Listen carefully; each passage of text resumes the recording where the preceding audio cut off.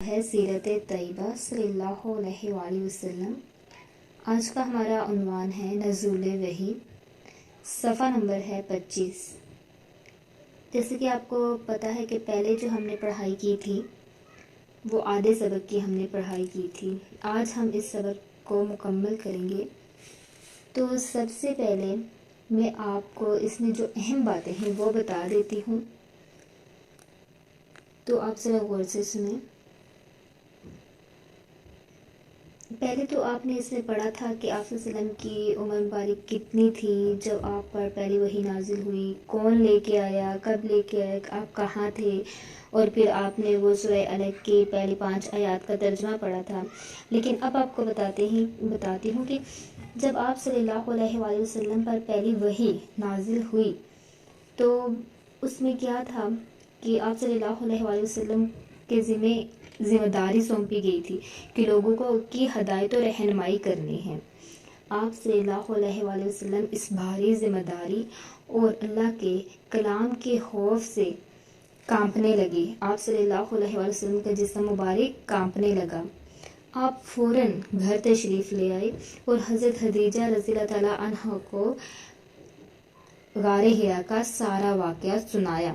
حضرت خدیجہ نے یہ سن کر آپ صلی اللہ علیہ وآلہ وسلم کو تسلی دیتے ہوئے فرمایا، اللہ آپ صلی اللہ علیہ وآلہ وسلم کو کبھی اکیلا نہیں چھوڑے گا، آپ صلی اللہ علیہ وآلہ وسلم کی مدد فرمائے گا۔ اس کے بعد حضرت خدیجہ رضی اللہ تعالیٰ عنہ آپ صلی اللہ علیہ وآلہ وسلم کو اپنے چچا ورقہ بن نوفل کے پاس لے گئیں جو کہ توریت و انجیل کے عالم تھے۔ انہوں نے آپ صلی اللہ علیہ وآلہ وسلم کا سارا واقعہ سنا اور فرمایا، خدا کی قسم یہ تو وہی فرشتہ ہے جو آپ صلی اللہ علیہ وآلہ وسلم سے پہلے حضرت موسیٰ علیہ السلام اور حضرت عیسیٰ علیہ السلام کے پاس آیا تھا۔ آپ صلی اللہ علیہ وآلہ وسلم تو اللہ کے نبی ہیں، کاش میں اس وقت تک زندہ رہوں جب آپ صلی اللہ علیہ وآلہ وسلم کی قوم آپ صلی اللہ علیہ وآلہ وسلم کو مکہ سے نکال دے گی۔ ان کے یہ الفاظ تھے کہ نبی اکرم صلی اللہ علیہ وآلہ وسلم نے پوچھا، کیا ایسا ہوگا؟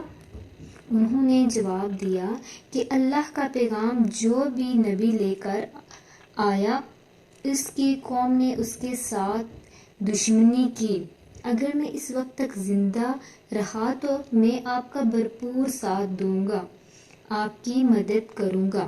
تھوڑے ہی دن گزرے تھے کہ ورقہ بن نوفل کا انتقال ہو گیا اور ان کی پیش گوئی کے مطابق اس واقعے کے 13 سال بعد کفار مکہ کے ظلم و ستم سے تنگ آ کر آپ صلی اللہ علیہ وآلہ وسلم مکہ سے مدینہ ہجرت فرما گئے۔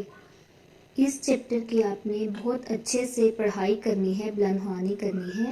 اب ہم آتے ہیں صفحہ نمبر 27 پہ۔ سوال نمبر 2 ہے ہمارا، درست جواب پر دائرہ لگائیں۔ سوال نمبر 1 خالی جگہ تھی جو وہ میں نے آپ کو پچھلے سبق میں دی تھی، تو مجھے امید ہے کہ وہ آپ نے اپنی بک پر حل کی ہوں گی۔ اس کے بعد میں نے آپ کو 4 سوال دیے تھے جو میں نے کہا تھا آپ سوال اور جواب اپنی کاپی پر لکھیں گے اور یاد کریں گے۔ مجھے امید ہے وہ اپنا کام آپ نے مکمل کیا ہوگا۔ تو آج جو ہمارا کام ہے وہ ہے درست جوابات پر دائرہ لگائیں۔ نمبر 1 ہے، غار حرا کہاں واقع ہے؟ مکہ کے قریب، مدینہ کے قریب یا حبشہ کے قریب؟ یہ آپ نے خود جو درست جواب ہے اس پر آپ نے دائرہ لگانا ہے۔ پہلے آپ نے پڑھائی کرنی ہے، اس کے بعد آپ کو اس کا درست جواب مل جائے گا۔ نمبر 2 ہے، غار حرا جس پہاڑ پر ہے اس کو کہا جاتا ہے؟ اس کو کیا کہا جاتا ہے؟ جبل طور، جبل نور یا جبل مروہ؟ ٹھیک ہے۔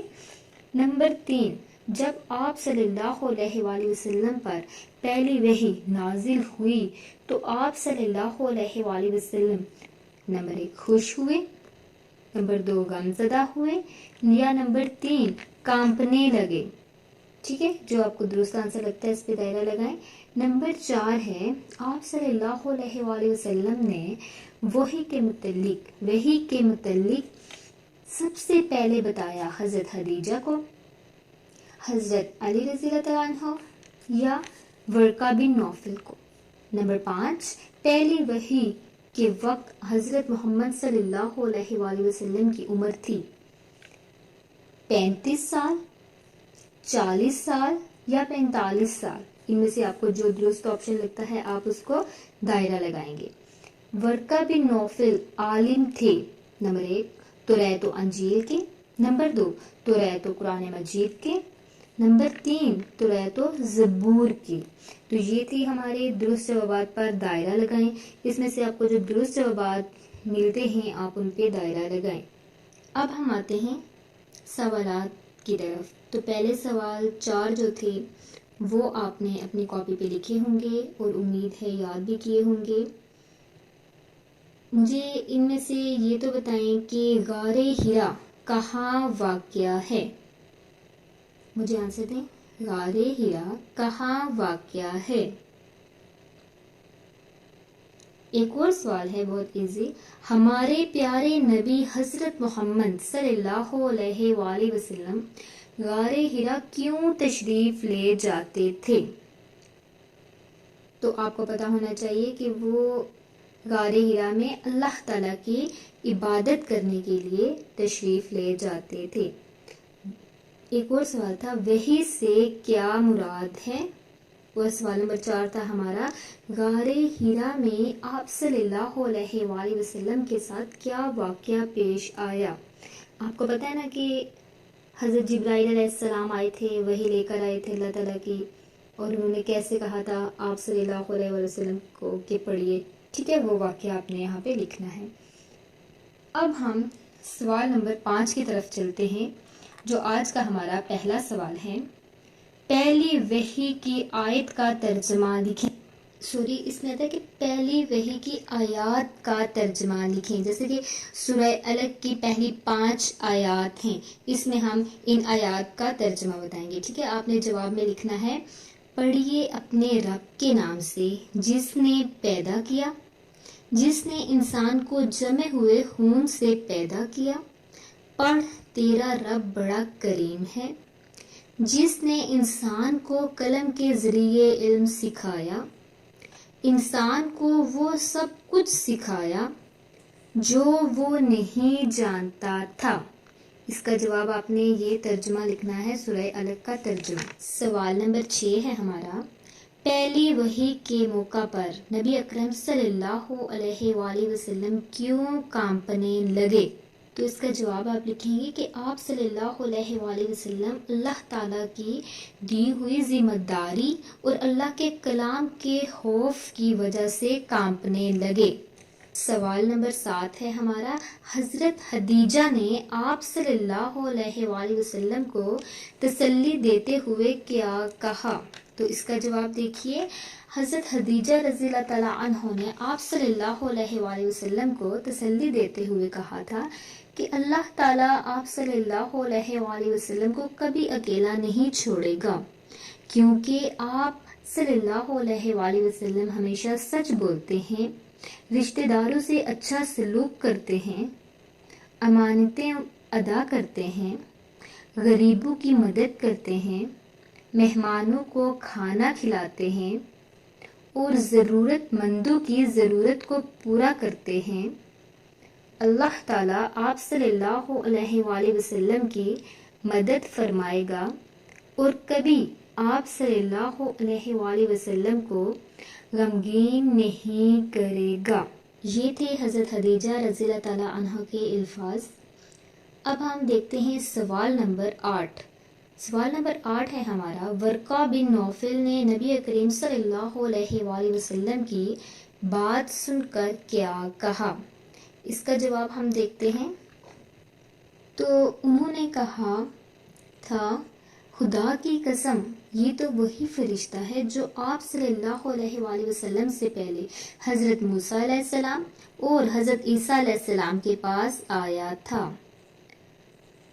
آپ صلی اللہ علیہ وآلہ وسلم اللہ کے نبی ہیں، کاش میں اس وقت تک زندہ رہوں جب آپ صلی اللہ علیہ وآلہ وسلم کی قوم آپ صلی اللہ علیہ وآلہ وسلم کو مکہ سے نکال دے گی۔ یہ تھا ہمارا سبق نزول وحی۔ آج ہمارا سبق ہوا مکمل. آپ نے اس کی پڑھائی کرنی ہے، بہت اچھے طریقے سے پڑھائی کرنی ہے تاکہ آپ یہ درست جوابات بھی حل کر سکیں. اس کے بعد صفحہ نمبر 27 پہ ہم نے درست جوابات کیے ہیں حل، یہ بھی آپ نے اپنی بک پہ کرنے ہیں.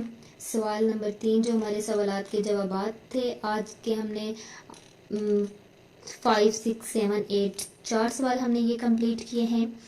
تو مجھے امید ہے کہ آپ ان کو بہت اچھے سے خوش خط کر کے اپنی کاپی پر لکھیں گے اور یاد بھی کریں گے. شکریہ.